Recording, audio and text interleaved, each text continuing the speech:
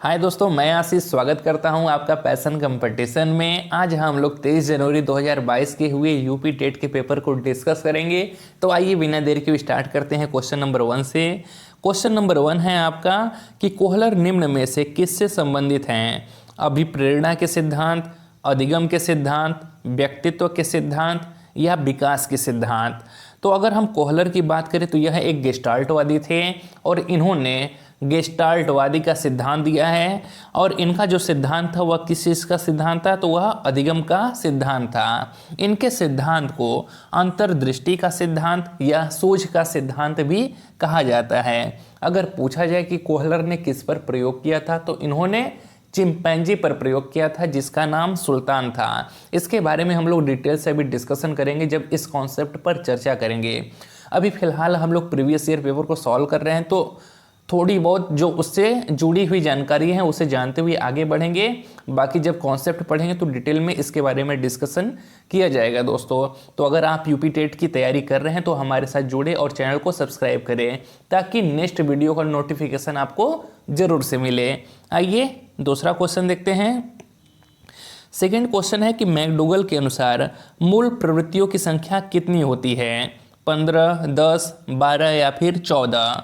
तो मैकडूगल ने कुल 14 प्रकार की मूल प्रवृत्तियों की बात की हुई है। इनका पूरा नाम विलियम मैकडूगल है और विलियम मैकडूगल को मूल प्रवृत्तियों का जनक भी कहा जाता है। और इन्होंने कौन कौन से 14 मूल प्रवृत्तियों की बात की है और उसके संवेगों की बात की है, इसके बारे में भी हम लोग डिटेल से डिस्कशन करेंगे दोस्तों।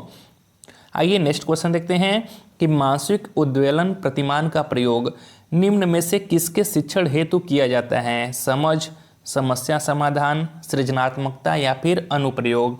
तो इसका सही जवाब है ऑप्शन नंबर 3, सृजनात्मकता। मानसिक उद्वेलन प्रतिमान का प्रयोग सृजनात्मकता के शिक्षण के लिए किया जाता है और इस विधि को विप्लव विधि भी कहते हैं। ठीक है दोस्तों, इसे एक और नाम से भी जाना जाता है। क्या? विप्लव विधि। मानसिक उद्वेलन प्रतिमान को विप्लव विधि के नाम से भी जाना जाता है। आइए नेक्स्ट क्वेश्चन देखते हैं। नेक्स्ट क्वेश्चन है कि निम्न में से किसके प्रयोग में कुत्ता एक विषय था? स्किनर, कोहलर, थार्नडाइक या फिर पावलोव। तो किसने कुत्ता पे प्रयोग किया था? वह किया था आपके पावलोव ने। अगर इनके सिद्धांत की बात करें तो इन्होंने शास्त्रीय अनुबंधन का सिद्धांत दिया था जिसमें इन्होंने कुत्ता पर प्रयोग किया था। आइए दोस्तों नेक्स्ट क्वेश्चन देखते हैं। मौलिकता, नमनीयता तथा प्रवाह निम्न में से किसके घटक हैं? बुद्धि, अभिप्रेरणा, व्यक्तित्व या सृजनात्मकता। तो जब हम लोग सीटेट के पेपर को सॉल्व कर रहे थे तो भी वहाँ पर यह क्वेश्चंस बहुत ज़्यादा देखने को मिला था। यह किसका घटक है? तो यह सृजनात्मकता का घटक है। मौलिकता, नमनीयता तथा प्रवाह सृजनात्मकता के घटक हैं। अगर हम सृजनात्मकता की बात करें कि सृजनात्मकता क्या होता है, तो नवीनतम विधियों, प्रविधियों एवं स्थितियों की सहायता से किसी जटिल समस्या का विद्वत्तापूर्ण समाधान करने की जो योग्यता होती है उसे ही हम सृजनात्मकता कहते हैं। आइए नेक्स्ट क्वेश्चन देखते हैं। नेक्स्ट क्वेश्चन है आपका कि युयोत्सा है। युयोत्सा क्या है? मूल प्रवृत्ति, चिंतन, कल्पना या फिर संवेग। तो इसके पहले जब हमने मैकडूगल की बात की थी कि उन्होंने कुल 14 प्रकार की मूल प्रवृत्ति की बात की है, तो उसी में से एक मूल प्रवृत्ति आपका युयोत्सा होता है। और अगर इसके संवेग की बात करें तो इसका संवेग होता है क्रोध। इसके बारे में हम लोग डिटेल से डिस्कशन करेंगे दोस्तों। अगर यूपी टेट की तैयारी कर रहे हैं तो चैनल को सब्सक्राइब करना ना भूलिएगा और अगर सेशन पसंद आ रहा है तो वीडियो को लाइक जरूर करिएगा। आइए नेक्स्ट क्वेश्चन देखते हैं। नेक्स्ट क्वेश्चन है कि बालकों के सामाजिक विकास को प्रभावित करने वाले तत्व हैं? आर्थिक तत्व, वंशानुगत तत्व, शारीरिक तत्व या फिर सामाजिक परिवेशजन्य तत्व। तो इसका सही जवाब है ऑप्शन नंबर 4, सामाजिक परिवेशजन्य तत्व। क्योंकि बालकों में सामाजिक विकास उनके पालन पोषण के तरीकों से अत्यधिक प्रभावित होता है।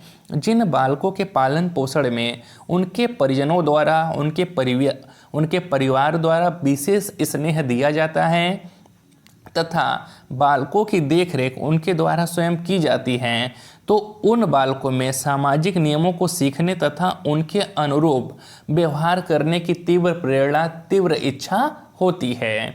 ठीक है दोस्तों, यह आपका 23 जनवरी 2022 का पेपर है।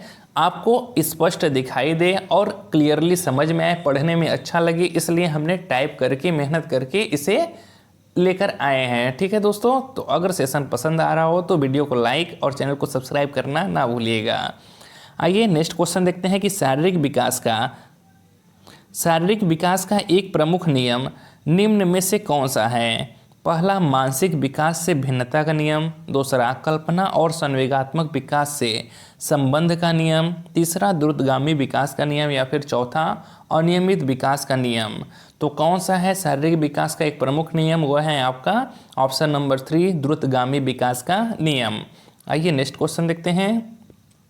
निम्नलिखित में से कौन सा विकास का सिद्धांत नहीं है?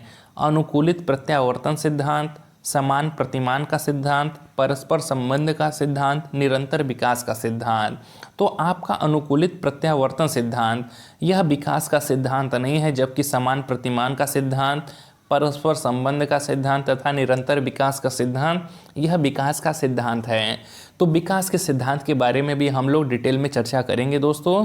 आइए फिलहाल देख लेते हैं नेक्स्ट क्वेश्चन को कि विकास के परिणाम स्वरूप नवीन विशेषताएं और नवीन योग्यताएं प्रकट होती है। यह कथन किसने दिया है?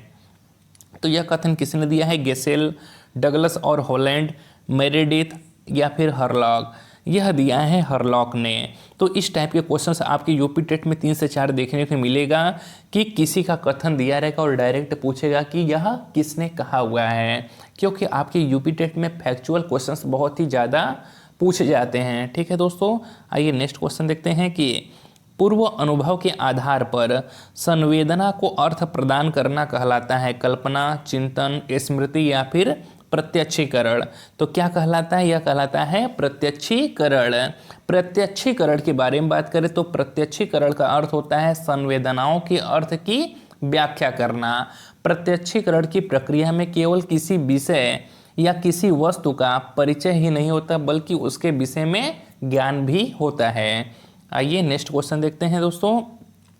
सीखने में प्रयास व भूल के सिद्धांत का प्रतिपादन किसने किया है? कोहलर, गेस्टाल्ट, थार्नडाइक या फिर पावलोव? तो किसने किया है? वह किया है आपके थार्नडाइक ने।